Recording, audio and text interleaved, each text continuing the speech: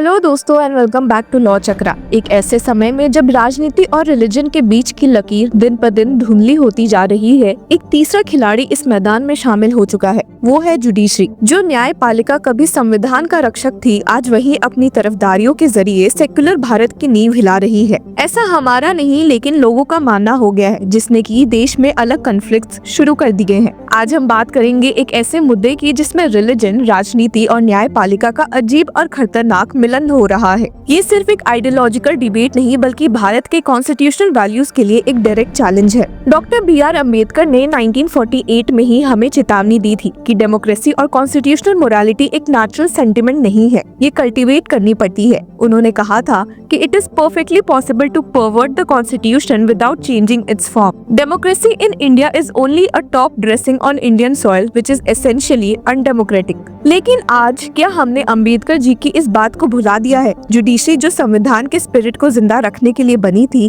क्या वो अब मेजॉरिटी की मर्जी के हिसाब से चल रही है? साल 2024 को कई लोगों ने हिंदुत्व जजेस के साल के रूप में याद किया है और ये सिर्फ एक संकेत है कि हम किस दिशा में जा रहे हैं। दोस्तों, 4 नवंबर 1948 को डॉक्टर B.R. अम्बेडकर ने कॉन्स्टिट्यूएंट असेंबली में एक चेतावनी दी थी। उन्होंने कहा था कि एक अट्रैक्टिव कॉन्स्टिट्यूशन होना काफी नहीं है, बल्कि लोगों को कॉन्स्टिट्यूशनल मोरालिटी को अपनाना पड़ेगा। और ये बात आज 75 साल बाद बिल्कुल सही लगती है, क्योंकि जुडिशरी जो कॉन्स्टिट्यूशन का रक्षक है, वही अब अपने फैसले और व्यवहार से भारत की धर्मनिरपेक्षता पर सवाल उठा रही है। जैसे कि पिछले साल तब के CJI DY चंद्रचूड़ ने PM नरेंद्र मोदी को गणेश पूजा के लिए अपने घर बुलाया था। एक और मिसाल कर्नाटक हाईकोर्ट के जस्टिस V. श्रीश आनंद का है, जिन्होंने एक मुस्लिम प्रभावित इलाके को पाकिस्तान डिक्लेयर किया था। जस्टिस शेखर कुमार यादव के मेजॉरिटी रूल और जस्टिस विक्टोरिया गौरी के हेट स्पीचेस के बाद भी जुडिशरी ने सिर्फ हल्की फुल्की रिब्यूक्स पर समाप्त कर दिया है। यही जुडिशरी जो कॉन्स्टिट्यूशनल वैल्यूज का समर्थन करनी चाहिए, क्या अब हिंदुत्व के रंग में रंग चुकी है? अम्बेडकर जी ने कहा था कि डेमोक्रेसी और कॉन्स्टिट्यूशनल मोरालिटी कल्टीवेट करनी पड़ती है, लेकिन जब न्यायपालिका खुद पॉलिटिक्स के मैदान में खेलने लगे तो क्या हम संवैधानिक मूल्यों को बचा पाएंगे? आर्टिकल 25 कहता है कि हिंदू और इंडियन एक समान नहीं है, लेकिन आज यही डिस्टिंक्शन डाइल्यूट होता जा रहा है और इसका सीधा असर पड़ता है पब्लिक फेथ पर। स्टडीज ने दिखाया है कि जब जुडिशरी बायस लगती है, लोगों का विश्वास टूटने लगता है। पर सवाल यहाँ लोगों के मन में ये भी पैदा हो रहा है कि क्या जुडिशरी अपना असली काम भूल गई है? क्या वो अब एक काउंटर मेजॉरिटेरियन फोर्स बनकर एग्जीक्यूटिव की गलतियों को रोक नहीं पा रही? आज लोग देख रहे हैं कि आर्बिट्रेरी लॉज और अनकॉन्स्टिट्यूशनल बिल्स भी जुडिशियल अप्रूवल लेकर आ रहे हैं। अम्बेडकर जी ने कहा था कि अगर संविधान ट्रांसफॉर्म नहीं करेगा तो वो सिर्फ इंस्टीट्यूशनल स्ट्रक्चर के रूप में बचेगा, लोगों के मन और विचार में नहीं। तो जहाँ जुडिशरी से लोग परेशान दिख रहे हैं, वहीं एक नया वार एग्जीक्यूटिव हेड के खिलाफ भी देखने को मिला है, जब अपनी एनुअल ट्रेडिशन निभाते हुए PM नरेंद्र मोदी की तरफ से अजमेर शरीफ दरगाह पर भेजी गई सेरेमोनियल चादर अब एक लीगल और रिलीजियस डिबेट का सेंटर बन गया।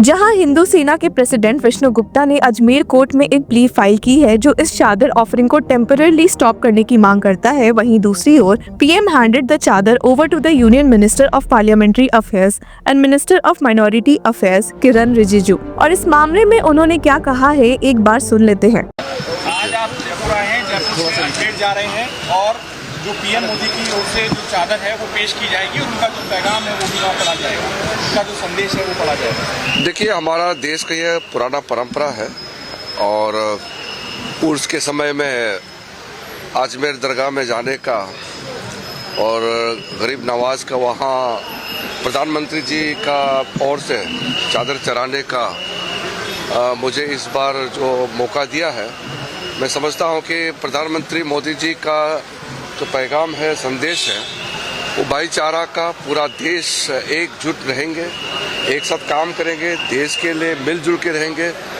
इस संदेश के साथ मैं अजमेर दरगाह में जा रहा हूँ। और कल हम निज़ामुद्दीन दरगाह में भी गए और वहाँ भी सबके साथ बैठ कर के हमने चादर वहाँ चढ़ाया, फिर दुआ मांगा है। और उर्स के इस शुभ अवसर पर हम सब ये चाहते हैं कि अच्छा माहौल देश में बने और कोई भी ऐसे काम ना करे जिससे हमारा सौहार्द को बिगाड़ने का। हमारा देश का पुराना परंपरा है कि हर एक वर्ग के लोग एक दूसरे के साथ मिल कर के आदान प्रदान हो और गरीब नवाज का वहाँ तो चाहे हिंदू हो, मुसलमान हो, बौद्ध हो, ईसाई हो, चाहे सिख हो, पारसी हो, जैन हो, सबका वहाँ खुला दरवाज़ा, सबके लिए वहाँ स्वागत है और सब जाते आए हैं। तो देश का जो प्रमुख, देश का नेतृत्व करने वाला प्रधानमंत्री जी का चादर लेकर के जाना वो विशेष एक परिस्थिति है, क्योंकि वो देश का बिहाफ से सरकार का मुखिया होने के नाते प्रधानमंत्री जी का संदेश, और मैं उनके मंत्रिमंडल का साथी होने के नाते मैं जब आया है तो प्रधानमंत्री जी के संदेश को वहाँ पढ़ेंगे, हम बताएंगे। और फिर हम चाहते हैं कि अजमेर दरगाह के बारे में सब सुनते हैं, तो जो ख्वाजा मोइनुद्दीन चिश्ती का बारे में पूरा दुनिया जानते हैं, उसको कैसे और व्यवस्थित करें, क्योंकि लाखों लोग आते हैं, तो उसको सही तरीके से वहाँ आने का सुविधा हो, कोई तकलीफ ना हो, अच्छी तरह से वहाँ आकर के चादर चलाए, दुआ मांगे, जो भी करने का प्रक्रिया है वो सरल हो। क्योंकि हमने देखा है लाखों लोग आते हैं, व्यवस्थित नहीं है, कष्ट उठाने पड़ते हैं, ख़ास करके जो महिलाएं हैं, बुजुर्ग हैं, बच्चे हैं, उनको कष्ट होते हैं, तकलीफ होते हैं।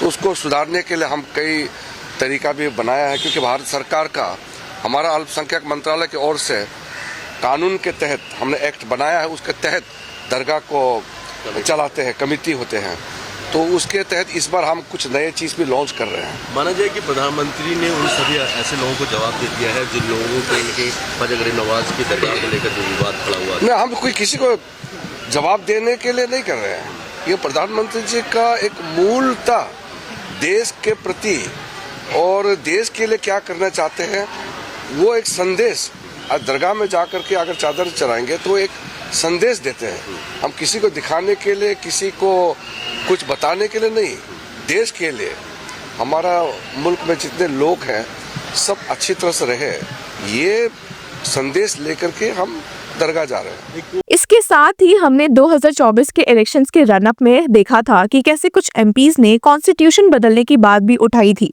ये सिर्फ एक वार्निंग नहीं, एक हमेशा के लिए धर्मनिरपेक्ष भारत को खत्म करने की कोशिश है। अब समय आ गया है कि हम इंडियन कॉन्स्टिट्यूशन को सिर्फ एक किताब के रूप में ना देखें, बल्कि एक लिविंग डॉक्यूमेंट के रूप में देखें जो सबका सम्मान करे। आपकी इस बारे में क्या राय है, हमें कमेंट सेक्शन में जरूर बताएं। Until then, keep following law चक्रा।